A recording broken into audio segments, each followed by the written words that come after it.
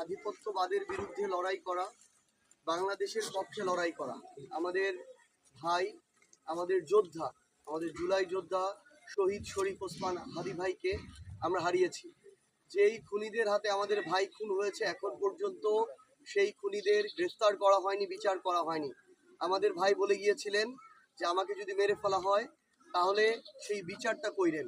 এখন পর্যন্ত আমরা সেই বিচার নিশ্চিত করতে পারিনি। এটা বাংলাদেশের, এই আমাদের যে বাংলাদেশ অভ্যুত্থান পরবর্তী বাংলাদেশ, সেই বাংলাদেশের বিচারহীনতার একটা দৃষ্টান্ত হয়ে এখন পর্যন্ত আছে। যতক্ষণ পর্যন্ত না আমাদের ভাই হাদি হত্যার বিচার হচ্ছে, ততক্ষণ পর্যন্ত আধিপত্যবাদ এই বাংলাদেশে আরো বিস্তার করবে। আমরা বাংলাদেশকে যদি বাঁচাতে চাই তাহলে হাদি হত্যার বিচার করতে হবে। আমাদের ভাইয়ের রুহের শান্তির জন্য আমাদের হাদি হত্যার বিচার করতে হবে। Justice for Hadi, justice for Hadi, justice for Hadi.